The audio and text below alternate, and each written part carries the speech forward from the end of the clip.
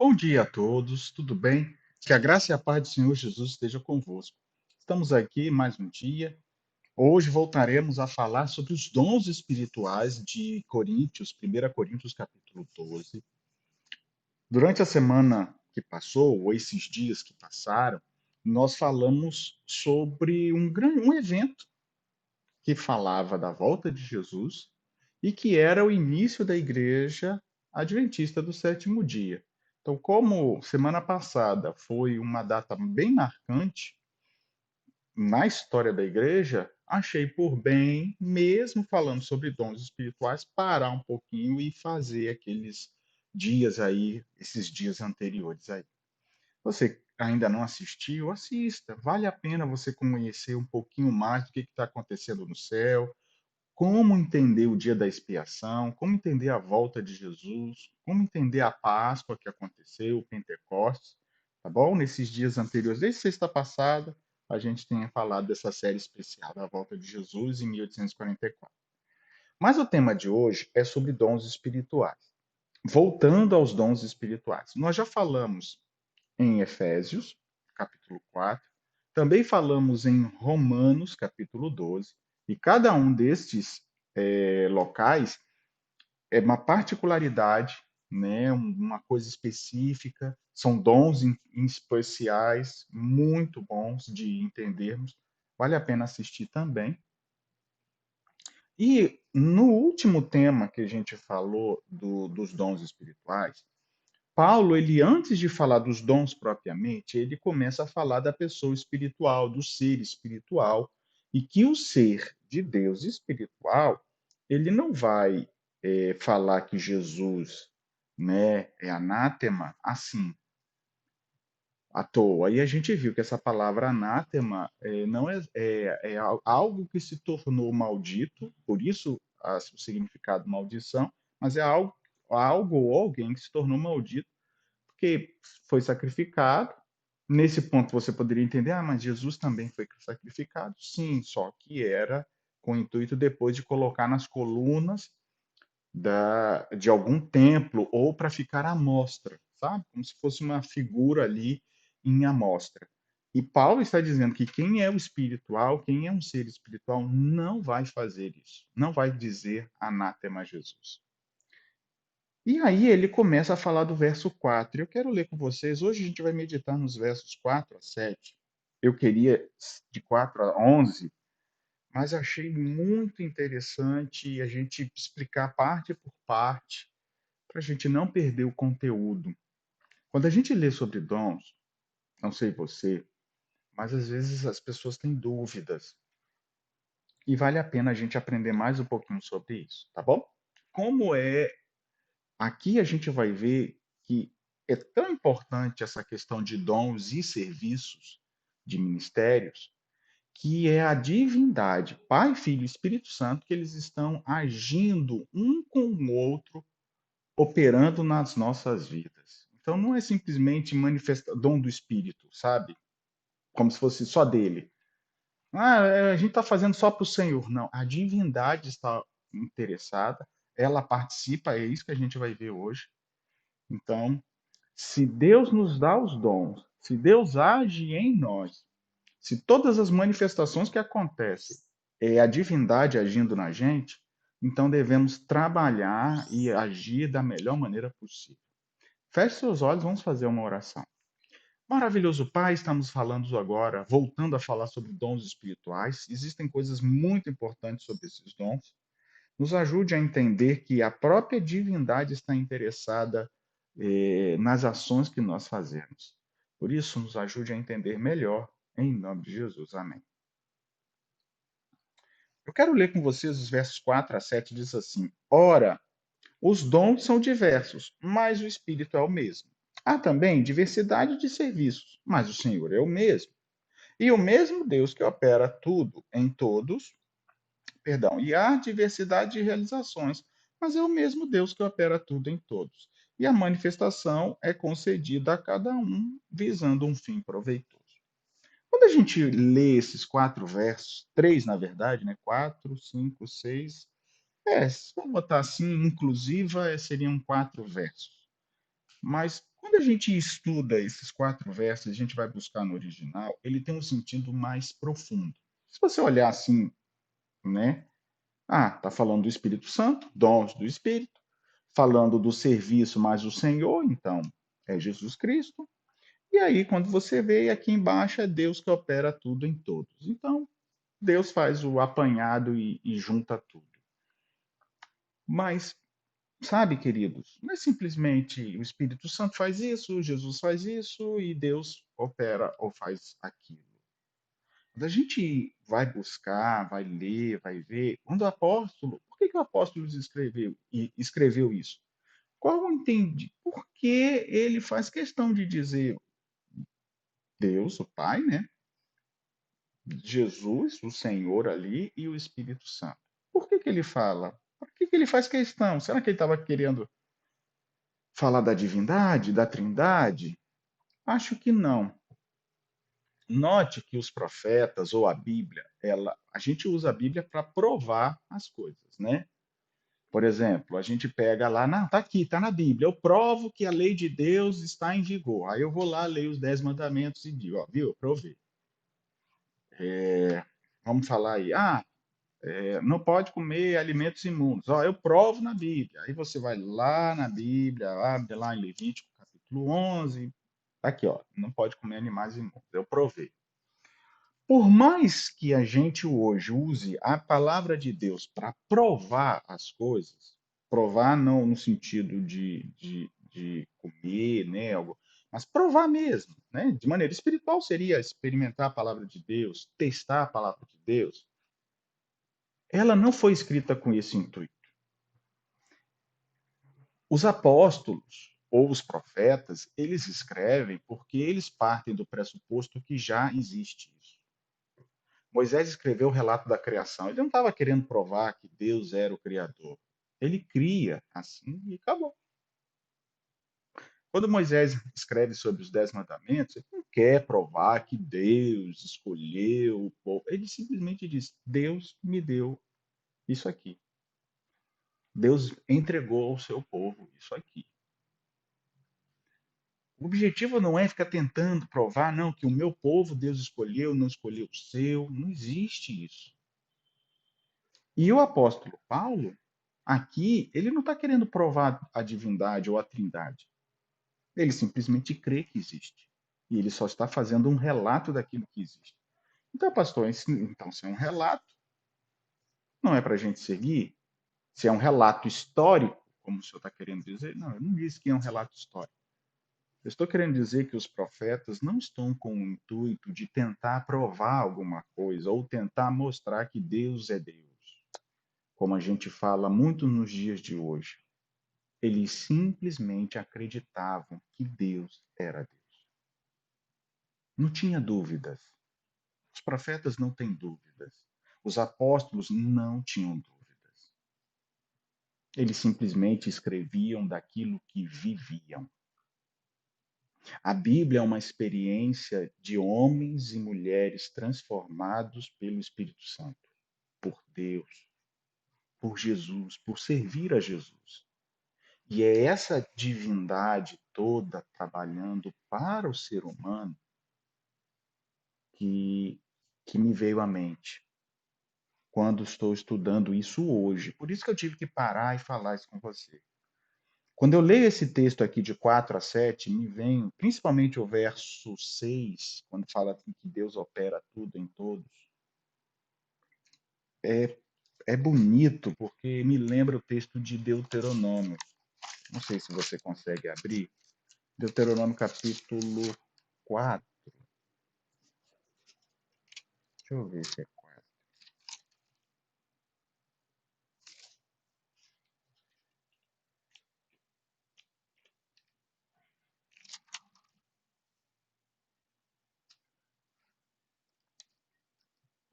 Pode ser Deuteronômio capítulo 4.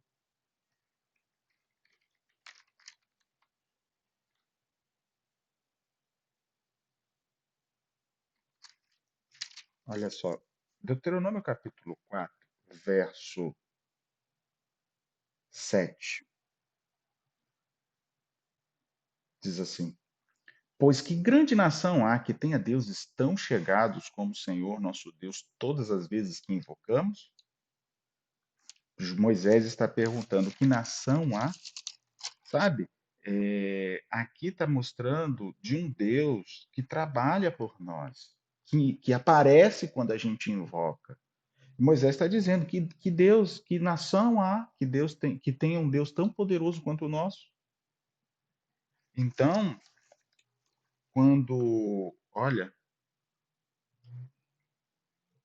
só o que diz no verso 34.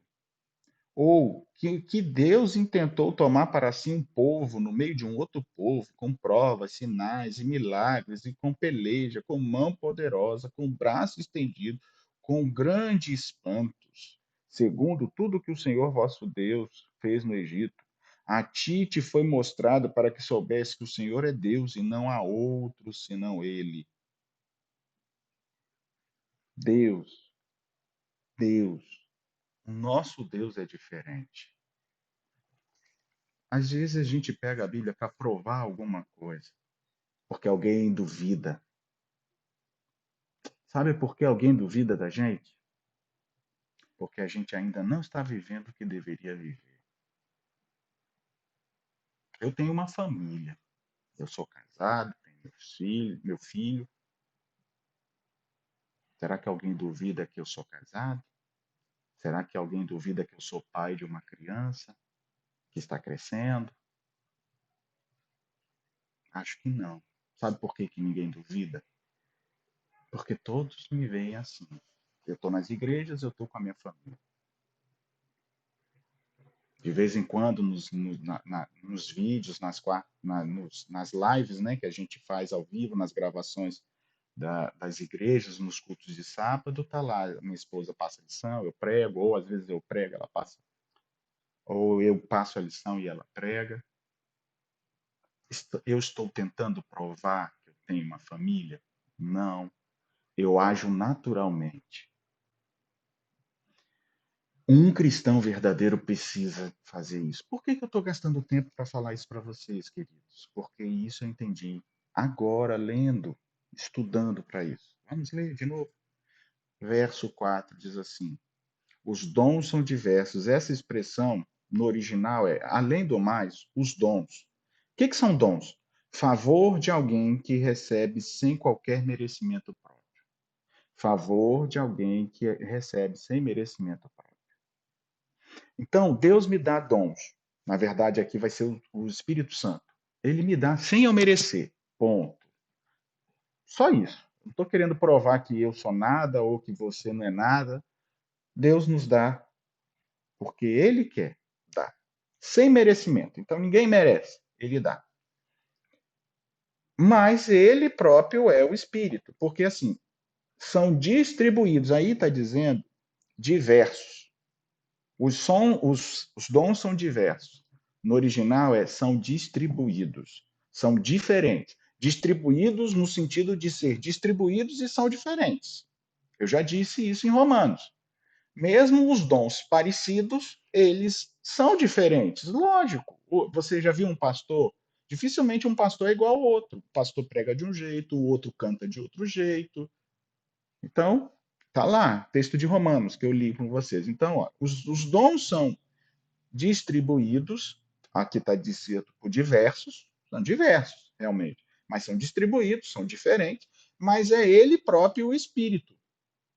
Ou seja, é o Espírito que faz a distribuição e é dele os dons. Então, quando está lendo aqui o verso 4, ora, os dons são diversos, mas o Espírito é o mesmo, esse Espírito é dele que são os dons e é ele que distribui. Ponto. Se é ele que distribui, cuidado com prova de discipulado. Você só é servo de Deus se você tiver esse dom. O dom de línguas, por exemplo. O dom de curar. Se você não tiver esse dom, você não é servo de Deus. Eu te pergunto, aonde está escrito isso? É verdade que a Bíblia diz que aquele que for batizado vai acontecer sinais, milagres, mas o texto está me dizendo que é ele que dá sem merecer, mas é ele que dá. Então, não sou eu. Eu não posso exigir, nem você, nem dizer que um servo só é servo de Deus se faz isso, se tem este dom, ou se tem esta manifestação especial. Se não tiver, não é servo de Deus. Se eu fizer isso, eu sou maior que o Espírito Santo. E é difícil, né? Não dá. Nós somos templo do Espírito Santo e não maiores do que o Espírito Santo. Então a gente não tem como fazer prova disso. Mas a pessoa, olha só, e nem a pessoa tem que ficar provando que tem. Que tem gente aí que prova que tem. Não, eu tenho isso, eu tenho aquilo. Não, a Bíblia não foi escrita como prova. Ela é apenas um relato e uma evidência daquilo que aqueles homens viviam com coragem. E se nós vivermos como coragem, como eu falei aí da minha família, as pessoas vão passar a ter menos dúvida de Deus. Elas vão perguntar para outros, elas não vão se elas não quiserem saber da verdade, elas vão perguntar para outros, que vão enrolar elas. Mas se elas quiserem saber da verdade, elas vão buscar você. É isso mesmo. A pessoa que sabe o que, que o outro vive e ela não quer mudar, ela não vai te procurar. Ela não vai te procurar, ela vai te enganar, não vai fugir. Mas se ela quer te procurar, se ela quer buscar de você e você vive aquilo ali, você não vai precisar provar. A sua vida já vai ser uma evidência tão grande que a pessoa vai ficar assim, ó. Como é que, pastor, como é que o senhor faz isso? Percebe a diferença? Como é que você faz isso? Como é que você vai à igreja e essa igreja parece ser extremista, mas eu não vejo você como extremista, e aí você começa a falar. Isso é o que foi a Bíblia que foi escrita. Com essa intenção, nós precisamos viver. E hoje a gente muitas vezes não vive, mas a gente sabe o que está escrito. E aí joga na cara. Então, estou provando. Não vai resolver. Então, o Espírito Santo, ele dá para quem ele quer, porque o dom é dele e ele dá da maneira que ele quiser. Ponto. O segundo texto aí, é o verso 5. Há também diversidade de serviços. Essa palavra diversidade é a mesma do diversos de cima, é a mesma no original, que quer dizer, o sentido é de dividir em partes. Por isso que eu falei, divisão, dividir e ser diferente. Divisão, e em particular, é uma distinção que precede de uma diferente distribuição para diferentes pessoas. Ponto. Então, Deus distribuiu dons para mim e para você, e também o Senhor agora está falando que há diversidade de serviços, ministérios. Essa palavra serviços aí é serviços e ministérios. Então, olha só, o Espírito Santo distribui para cada pessoa dons. Tudo bem? No segundo texto, Paulo está dizendo que o Senhor é o mesmo. O mesmo que o Espírito é o mesmo para distribuir os dons, o Senhor é o mesmo para distribuir os ministérios. Ministérios. São dons. Dons é aquilo que você recebe sem merecer. Então, se você recebe sem merecer, dá de graças o que recebestes de graça. É esse o contexto. Ponto. No segundo, é o ministério. O ministério é aquilo com que você trabalha. Você trabalha para alguém. É esse sentido. Só que aqui, no contexto espiritual, nós trabalhamos para quem? Para Jesus. Por isso, o Senhor aí. Então, olha só. O Espírito Santo me dá os dons. Ele me dá de maneira independente de quem eu seja. Eu não tenho dons porque eu sou pastor. Não, Moisés é pastor, agora eu vou dar. Não, ele dá sem merecer. Eu não mereço nada, ele me dá. E dá para você também. No caso do Senhor, o Senhor e o serviço, há diversos ministérios, há diversos serviços. E essa palavra no original de serviço é você trabalhar para alguém. No caso aí, nós estamos trabalhando para Jesus. Todas as pessoas que se batizam para ser mensageiros do reino de Deus. Então, há diversos ministérios. Não é só o pastoral, não é só o ministério de louvor, tá? Não vou entrar no mérito, ministério da cura, ministério de... Há diversos ministérios. Nós trabalhamos para um Senhor. Então, o meu ministério não é diferente do teu. Ele pode ser diferente no sentido da aplicabilidade. O que você está fazendo ali? Você, de repente, está fazendo uma coisa diferente da minha, mas o Senhor é o mesmo. Foi Ele que me deu o meu ministério e foi Ele que deu para você o seu ministério. Então, a unidade. A diferença, a diversidade, né? Está escrito aí, a diversidade de ministérios é para causar unidade na igreja. E aí vem o verso 6 que é o que gastei tempo falando aí, lá de Deuteronômio. E há diversidade nas realizações, mas, perdão, e há diversidade nas realizações, mas é o mesmo Deus que opera tudo em tudo. No original, esse texto quer dizer o seguinte, olha, estão ou são distribuídos, são diferentes. Esses distribuídos aqui seriam as diversidades. São distribuídos, são diferentes. Resultados de operações. Aqui está realizações. No original não é realizações. É o resultado das operações. Que operações? Que Deus fez. Não que você fez. Deus usou você para fazer. É diferente.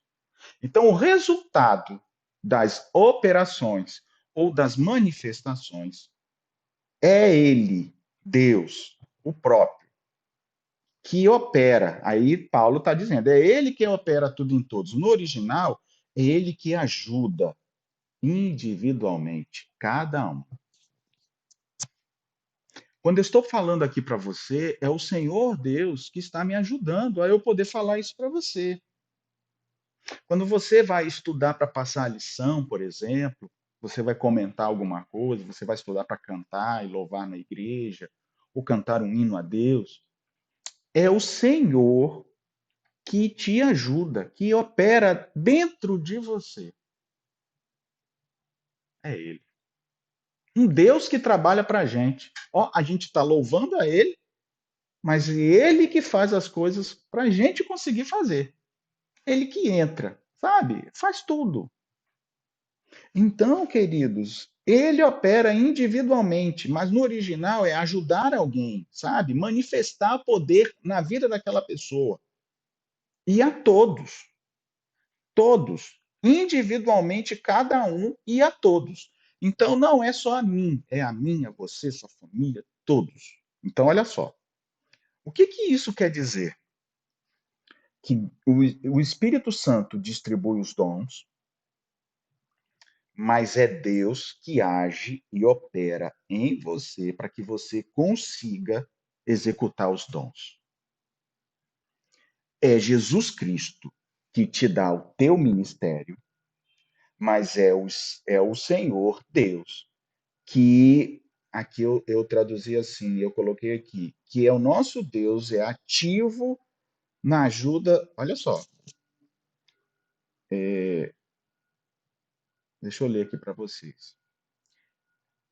É repetido, né, concedido a ajuda de cada um, ele é repetido dando o sentido de que Deus ajuda a todos individualmente.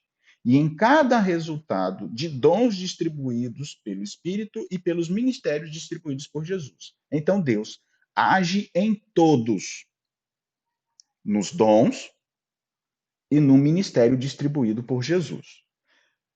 É o nosso Deus que é ativo na realização, na ajuda da realização e do resultado. É Deus que ajuda. É Deus que está interessado que eu pregue.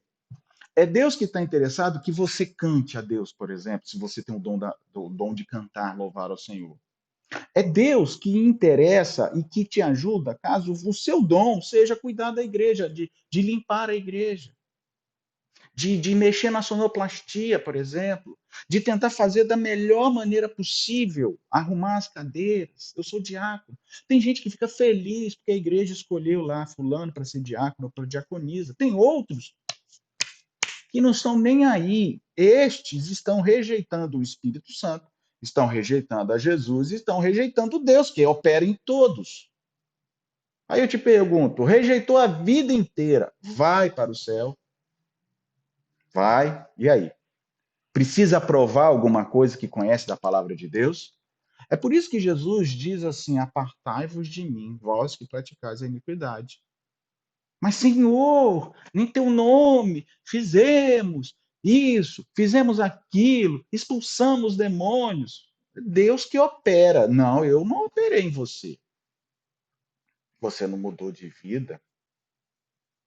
Eu não conheço você. E o texto aqui continua dizendo o seguinte: olha, o Espírito Santo distribui os dons, mas é Deus em pessoa que opera o resultado. O nosso Senhor Jesus distribui os ministérios e os serviços, mas é Deus que atua e produz poder nesse ministério.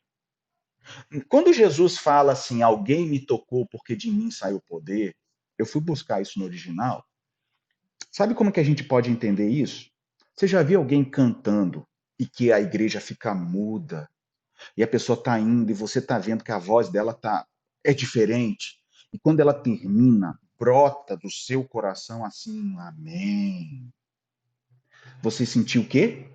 Ó, chega a me arrepiar. Poder. Sabe quando um pregador, ele para e fala, e fala, e fala, e fala, e você vai se sentindo assim, sabe, tocado.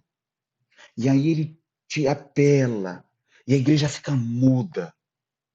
E aí ele fala algo, a igreja fala amém. Você sentiu o quê? Poder.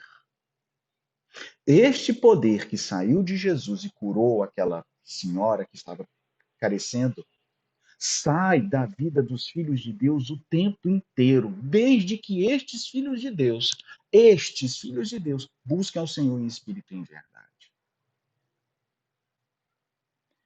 E o verso 7, para eu terminar, a manifestação. Essa manifestação. O que é manifestação no verso 7? É tornar visível, sentido original, tornar visível ou conhecido o que estava escondido. Do Espírito é concedida, essa palavra é concedida no original é doada, dada. Em que? Dá a alguém de livre e espontânea vontade. É confiada. E isso é uma responsabilidade, porque o Senhor me deu dom para pregar. O Senhor me deu dom para estudar a palavra de Deus. O Senhor me deu dom para cantar. Para quê? Para eu crescer. Para que o Senhor me confiou as coisas? Para eu sou bom?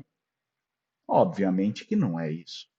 É para que eu possa me aperfeiçoar para uma coisa. Eu estou servindo a alguém, Deus, Jesus. Ele é o Senhor do ministério. Então eu tenho que fazer o melhor para ele. É o Espírito Santo que distribui o dom para que eu possa fazer algo. Ele me deu sem eu merecer. Gratidão eu preciso estar na nossa vida. A vida de um crente é uma vida de gratidão a Deus, não é aos outros, é a Deus. E por ser vida de gratidão a Deus, porque você recebeu sem merecer, os outros conhecem a Deus. E aí, nesse contexto, Deus opera tudo em todos. Deus age, Deus trabalha, sabe? Deus vai quebrando as objeções. Um servo de Deus é bem-sucedido porque o Senhor vai à frente.